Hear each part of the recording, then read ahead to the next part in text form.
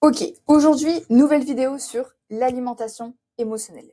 Si tu as déjà mangé sans vraiment avoir faim, juste parce que tu étais stressé, fatigué ou frustré, alors cette vidéo, elle est probablement pour toi. Parce que dans ce cas-là, c'est pas un problème de volonté. On appelle donc ça l'alimentation émotionnelle. Et le problème, c'est que beaucoup de personnes essayent de la régler en mangeant moins, alors que la vraie solution, elle est complètement ailleurs. Aujourd'hui, je vais donc t'expliquer pourquoi ça arrive, pourquoi ce n'est pas un manque de discipline et surtout comment commencer à reprendre le contrôle. Premièrement, qu'est-ce que l'alimentation émotionnelle? L'alimentation émotionnelle, c'est quand tu manges pour gérer une émotion et pas pour nourrir ton corps. Par exemple, quand tu as une journée stressante, quand tu es fatigué, que tu es frustré ou que tu te sens submergé. Et c'est à ce moment-là que la nourriture devient une forme de soulagement rapide. Sur le moment, ça fonctionne en plus. Parce que manger va activer des mécanismes dans ton cerveau qui apaisent temporairement l'émotion. Mais le problème, c'est que cet apaisement, il est très court, parce que l'émotion, elle est toujours là après, et souvent, elle est même accompagnée de la culpabilité. Et c'est surtout là que le cycle commence. Le cercle vicieux de l'alimentation émotionnelle. Le cycle ressemble souvent à ça. Premièrement, une émotion apparaît, donc le stress, la fatigue, la frustration. Deuxièmement, tu manges pour soulager cette émotion. Troisièmement, sur le moment, ça apaise. Quatrièmement, la culpabilité commence à arriver. J'aurais pas dû manger ça, pourquoi j'ai fait ça? Cinquièmement, tu te promets de mieux faire. C'était la dernière fois, je craquerai plus, ça m'arrivera plus jamais. Et sixième fois, l'émotion revient et le schéma recommence.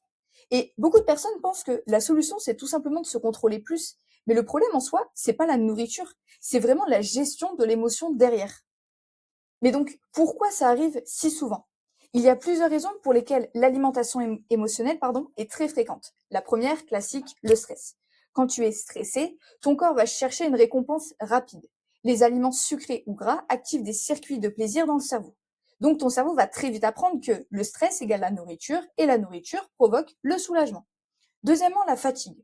Quand tu es fatigué, ta capacité à résister va diminuer. Ton cerveau va donc chercher de l'énergie rapidement et c'est là que les envies apparaissent. Et troisièmement, les restrictions alimentaires. C'est un point hyper important. Plus ton alimentation est restrictive, plus les craquages émotionnels deviennent probables parce que ton cerveau finit toujours par se rebeller. Le piège dans lequel beaucoup de personnes tombent. Quand quelqu'un souffre d'alimentation émotionnelle, il fait souvent ceci. Après un craquage, il décide de resserrer encore plus les règles. Par exemple, supprimer certains aliments, manger beaucoup moins, suivre un plan très strict, au carré et hyper diète. Et pendant quelques jours, ça fonctionne. Mais le problème revient parce que l'émotion n'a jamais été traitée au préalable. Résultat, les craquages reviennent 2 fois plus forts. Ce qui aide vraiment à sortir de ce cycle, les solutions ne consistent pas seulement à changer ce que tu manges. Elles consistent à travailler sur 3 choses. La première, c'est d'identifier les déclencheurs. La première étape est de comprendre quelles émotions déclenchent ces comportements. Est-ce que c'est le stress, la fatigue, la frustration, l'ennui? Il peut y avoir vraiment plusieurs facteurs. Et quand tu identifies ceux ou ces déclencheurs, tu peux commencer à agir différemment.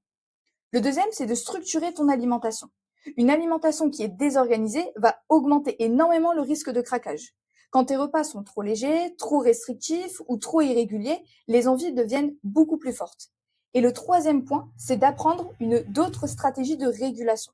La nourriture, c'est souvent devenu la stratégie principale pour gérer les émotions. Mais il existe d'autres façons de les réguler, comme marcher quelques minutes, pratiquer la respiration, s'éloigner un petit peu de la situation, prendre du recul. Ce ne sont pas des solutions magiques, mais elles permettent un petit peu de casser ce schéma. Si j'aurais un message important aujourd'hui à te partager, c'est que si tu te reconnais un petit peu dans l'alimentation émotionnelle, ça ne veut pas dire que tu manques de volonté. Ça veut souvent dire que ton alimentation, elle n'est pas adaptée à toi, à ton rythme de vie, à ton quotidien. Tes émotions ne sont pas régulées autrement que par la nourriture et tu avances surtout sans cadre clair.